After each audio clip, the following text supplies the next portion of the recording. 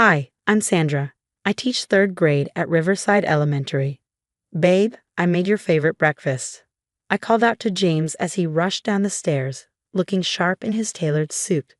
That was how most of our mornings went 2 years ago, me trying to be the perfect wife while juggling my teaching career. You're amazing, honey, but I'm running late. Mom's called an early meeting. He grabbed a piece of toast, kissed my cheek, and headed for the door. That's the third time this week, I muttered, trying to hide my disappointment. You know how it is with a new development project, he called over his shoulder. The Richardson deal is huge. That was my life with James. Everything revolved around the family business and his mother, Barbara. Don't get me wrong, things were amazing at first. He swept me off my feet with a whirlwind romance. But I should have seen the red flags when he needed his mother's approval before proposing. Did you tell your mom about the dinner party on Saturday? I asked one rare, quiet evening. About that, he hesitated. Mom's arranged a business dinner with potential investors. James, we've been planning this for weeks. Lisa's flying in specially. I know, but Mom says this deal could change everything. My sister, Lisa, had warned me from the start. Sandra, she's got him wrapped around her finger. This isn't normal. She's just protective. I defend weakly. Then I got pregnant. That's when Barbara's subtle comments turned into blatant criticism. Darling, are you sure you should be eating that? She'd say during family dinners. We wouldn't want you getting too big. My best friend Sarah would listen to me vent during our lunch breaks. Girl, she's trying to control everything. Did you see how she surprised you with that nursery redesign? Even James's cousin Tom noticed. Barbara's always been intense, but since you got pregnant, she's gone into overdrive. The breaking point came in my 7th month. Barbara suggested we move into her mansion. The baby needs proper care, and this modest house isn't suitable for a Henderson here. This is our home, I protested. Mom's right, Sandra. Think about the baby, James chimed in. I watched heartbroken as my husband transformed into Barbara's yes man. Every decision, from my prenatal vitamins to the nursery walls, required her input. You're lucky to have such an involved mother-in-law, she'd remind me constantly. One evening, during her weekly family dinner, I felt a sharp pain tear through me. James, something's wrong, I said, ripping the edge of Barbara's mahogany dining table. Not now, Sandra. James has the Richardson presentation in an hour, Barbara said without looking up from her tablet. I think I'm in labor. The pain was unbearable. 7 weeks early. James finally looked at me. Mom, I need to take her to the hospital. Barbara's eyes narrowed. Absolutely not. The Richardsons are flying in specifically for this. Do you know how much work I've put into arranging this? James helped me up, actually showing some backbone for once. Mom, my wife is in labor. The drive to the hospital was tense. James kept checking his phone as Barbara bombarded him with messages. I tried to breathe through the contractions when his phone rang on speaker. James Henderson, if you don't turn around right now, you can kiss your position goodbye. Everything you've worked for gone. I'll write you out of everything. Mom, please. Choose James, right now, your inheritance or her drama. You know she's probably faking it anyway.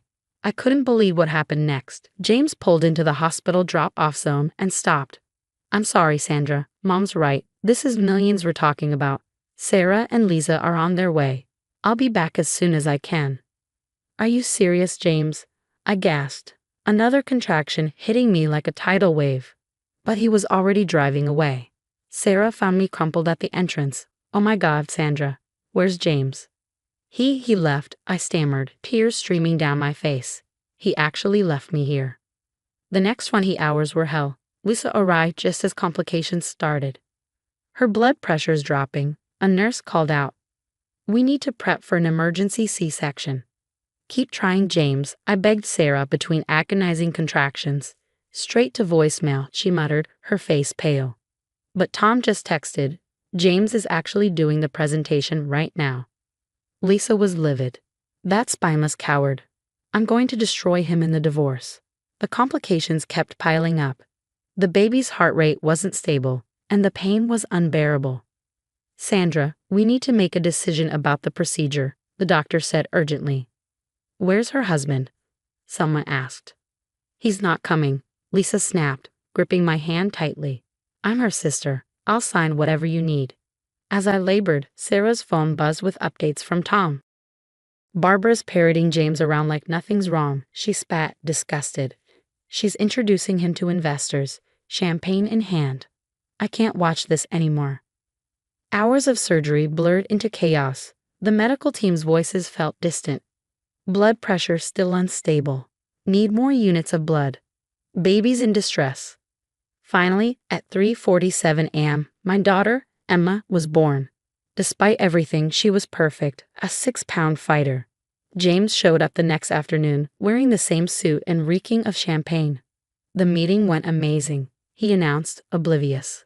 Mom says, "Get out." Lisa's voice cut through the room like a knife. She stepped between us. "Get out before I call security." "But I'm the father." "The father?" Lisa snarled. "Where were you when she needed emergency surgery? When they couldn't stop the bleeding? When your daughter took her first breath? You were playing puppet to Mommy Dearest."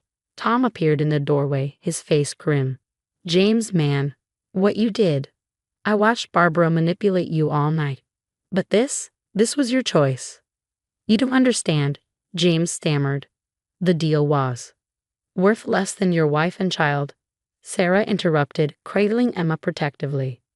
I lay there silently, watching the man I once loved stammer excuses. He was gone, destroyed by his mother's control, choosing money over his family. "Barbara says she'll come visit when it's convenient," James offered weakly. "Tell Barbara," I croaked, my voice hoarse but steady, "that she'll never see her granddaughter. Ever. And you? We're done." The look of confusion on his face said it all. He still didn't understand what he'd done. His mother's grip on him was complete. As he left, Tom lingered. "Sandra, I'm so sorry. I saw it all, the things Barbara said, how she played him." The days after were a blur of pain meds, breastfeeding struggles, and unwanted visitors. James popped in occasionally, always with his mother's designer gift baskets and rehearsed excuses. "Mom says you're probably too tired for long visits anyway," he said once.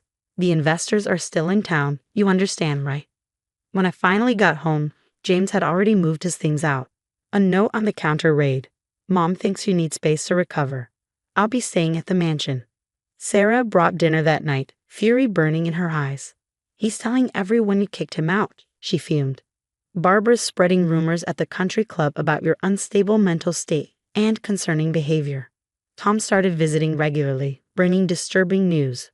"Sandra, you need to know something."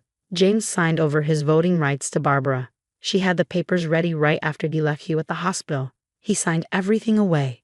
Lisa went into full lawyer mode. "We're documenting everything. Every text, every missed visit, every rumor. I've already frozen your joint accounts and started divorce proceedings." Postpartum depression hit me hard. Some days, getting out of bed felt impossible. But Emma needed me, and my support system pulled me through. "Take a shower," Sarah insisted, cradling Emma. "I've got her." "Eat something," Lisa demanded, bringing soup. "You can't fight Barbara if you're weak." Tom kept bringing more revelations. "She's pushing through shady deals while James is distracted. The board's getting nervous."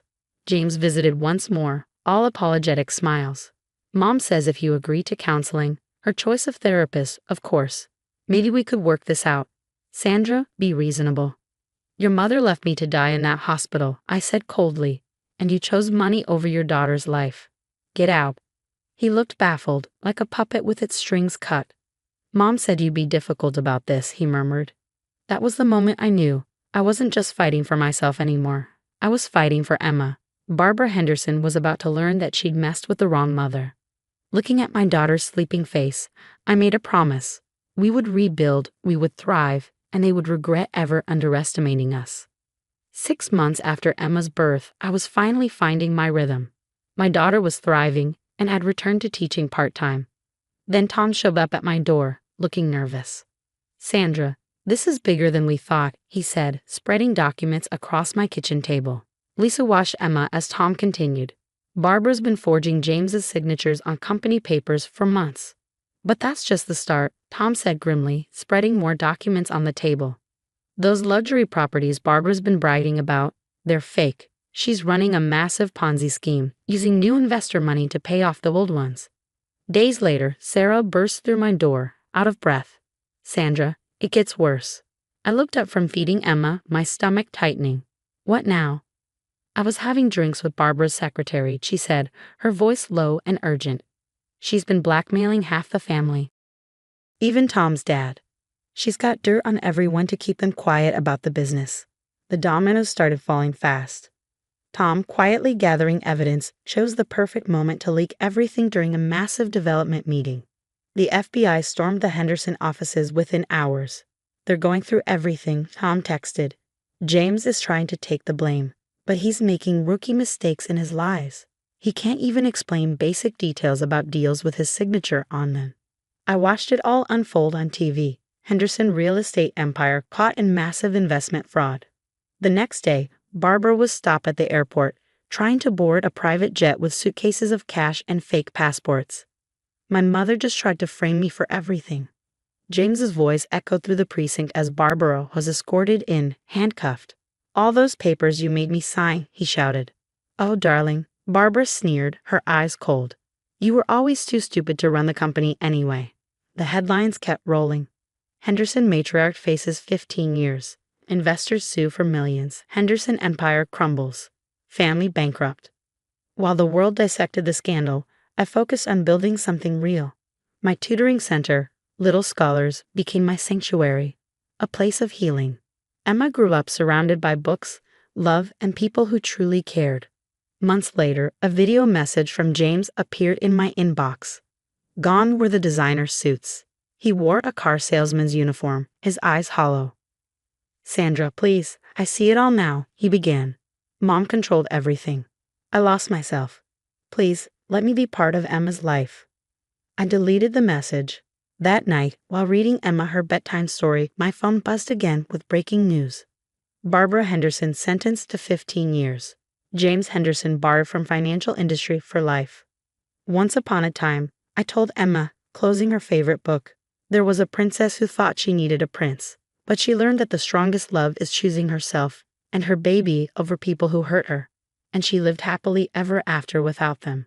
Emma drifted off to sleep, peaceful and secure. Her world would never have room for toxic love or manipulation. The headlines would fade. Barbara would serve her time. James would live with his regrets in Nevada. But Emma and I, we were thriving. Our little family, me, Lisa, Sarah, Tom, and Emma, was built on love and truth. No manipulation. No control. Sometimes the happy ending isn't what you planned. Sometimes it's better. Because sometimes the princess doesn't need saving, she saves herself. And that's the story I'll make sure Emma always knows. Now, I have a question for you. What would you do if someone you love deeply had been manipulated their entire life? Would you wait and try to help them break free, or would you protect yourself and walk away like I did? I still wonder if I could have saved James from his mother's grip. But at what cost to Emma and to myself? Drop your thoughts in the comments below. Let's talk about toxic family dynamics and where we draw the line between helping someone and protecting ourselves. If you want to hear more real stories about overcoming toxic relationships and finding your strength, hit that subscribe button and turn on notifications. Your support means everything. Stay strong.